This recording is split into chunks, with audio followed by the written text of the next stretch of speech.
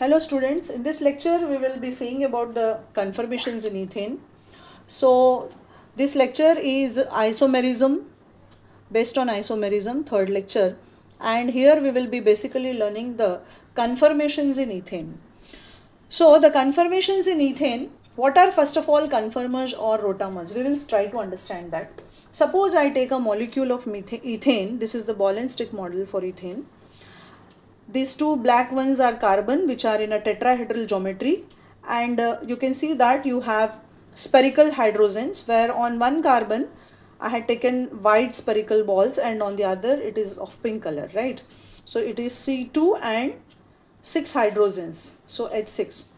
Now if you consider the orbital diagram of hydrogen children of this particular molecule, you can see that here you have a spherical shape, right? And this is also a spherical hydrogen atom on both the ends.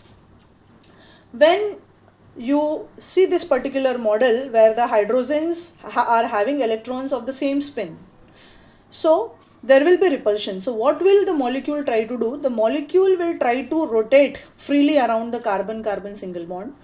So here the same kind of hydrogen were at an angle of almost you can say 0 degrees, है ना, कोई इनके बीच में distance नहीं है.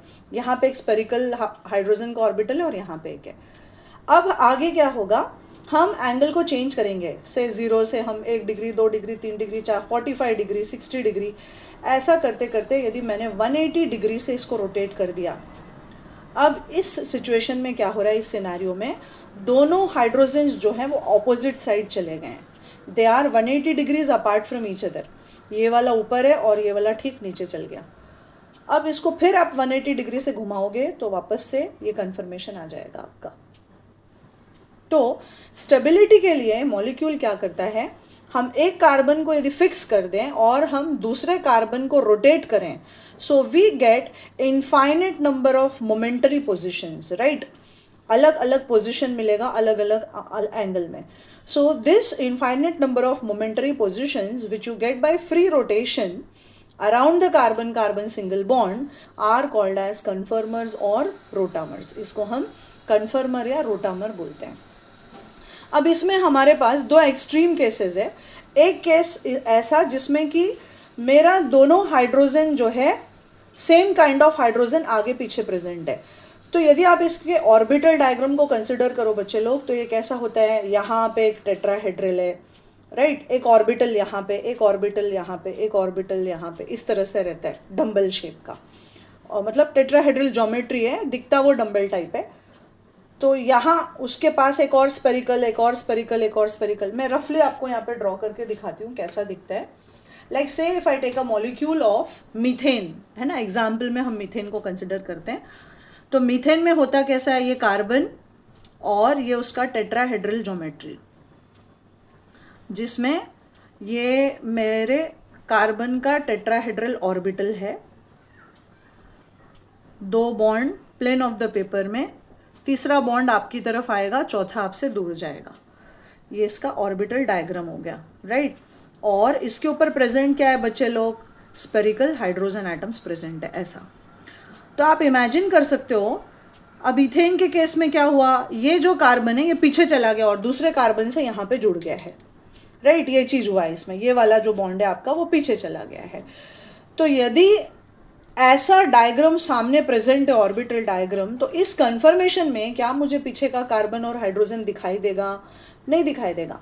तो definitely आगे वाले के प्रेजेंस के वजह से इस तरह मुझे पीछे वाला बिल्कुल भी दिखाई नहीं दे रहा है. तो इस कन्फर्मेशन को आगे वाले के वजह से पीछे वाला कवर्ड है, राइट, वो छिप गया है, उसको ग्रहण लग गया है. तो उसको इंग्लिश में हम क्या बोलते हैं, eclipse.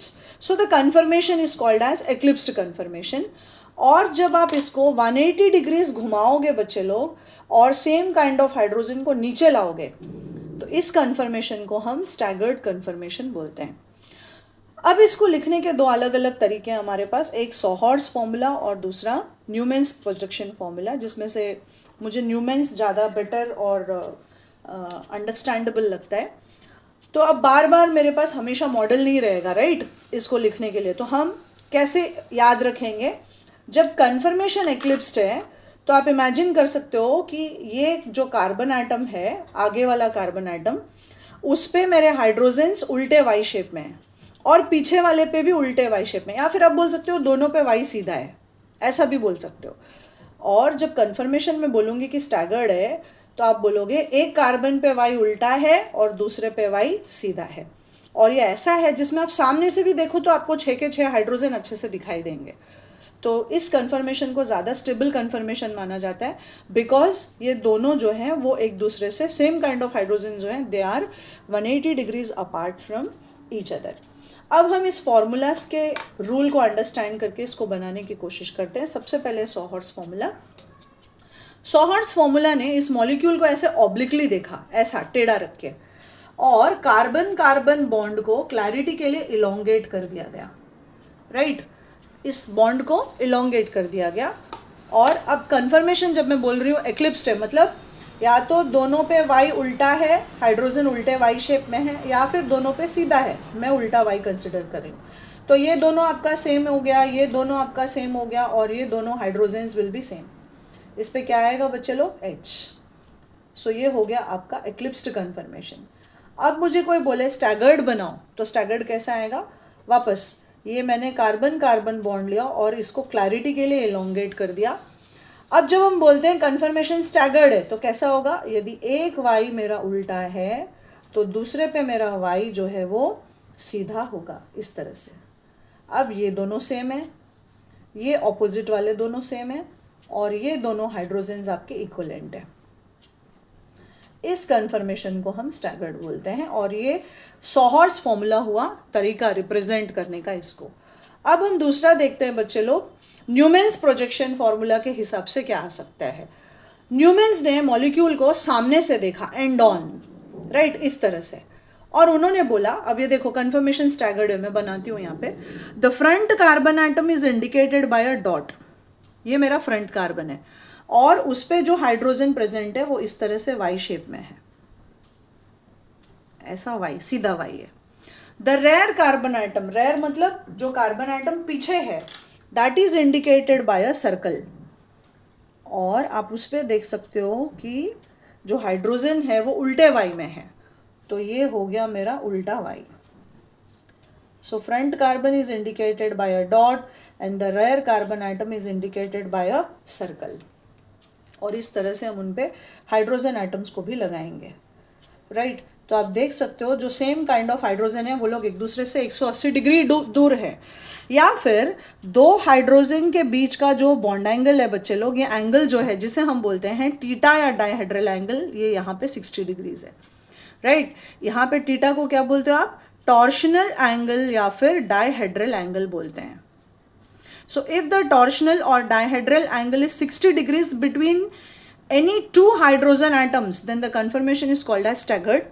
Or same hydrogen atoms are 180 degrees away from each other, तब dihedral angle 180 हो जाएगा, तो उस conformation को हम staggered conformation बोलते हैं। अब मैं eclipsed ले रही हूँ, मैं बोलती हूँ कि चलो अब दोनों y मेरा उल्टा है, राइट अब इस कन्फर्मेशन को बनाते हैं हम वापस से। The front carbon is indicated by a dot, ये आगे का कार्बन है, इस पे वाई मैंने बोल दिया कि सीधा है, तो सीधे में ले रही हूँ मैं, जैसे यहाँ पे लिया है, ओके। फिर द रेयर कार्बन, पीछे का कार्बन आइटम जो है, इस पे ये हाइड्रोजन्स लगा दो तुरंत। पीछे का कार्बन है जो बच्चे लोग, that is indicated by a circle. अब उसके हाइड्रोजन मुझे दिखाई नहीं दे रहे हैं क्लिप्स में, क्योंकि पीछे छिप गए ऑर्बिटल के पीछे, तो हम एज्यूम करेंगे कि ये एग्जैक्टली इसके पीछे उसके हाइड्रोजन्स भी प्रेजेंट हैं। तो इस कन्फर्मेशन को हम एक्लिप्स्ड कन्फर्मेशन बोलेंगे, जहाँ पे मेरा एंगल जो है डाइहेड्रल या टॉर्शनल एंगल जो है वो ऑलमोस्ट 0 डिग्रीज होगा। और इस कन्फर्मेशन को हम क्या बोलते हैं बच्चे लोग, एक्लिप्स्ड कन्फर्मेशन बोलेंगे। So how do I basically define conformation, we will say that the infinite number of momentary positions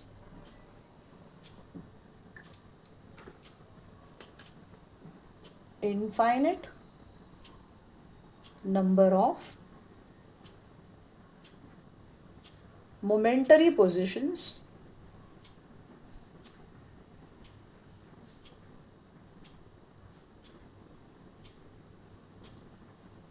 obtained by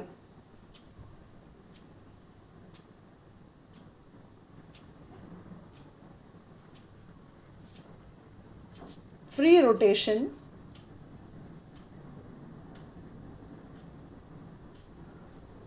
about a single bond.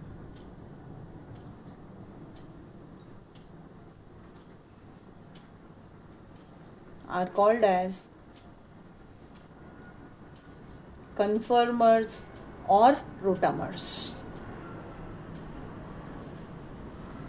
And the isomerism is called as conformational isomerism.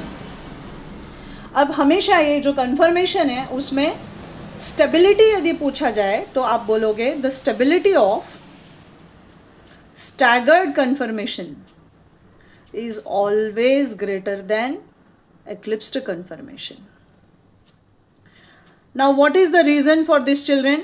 You will think about it and you will try to answer it, and you can send the message in the comment box, or if you have any difficulties with the concept and you want me to still elaborate it, you can please send your messages in the comment box. I will definitely revert it back.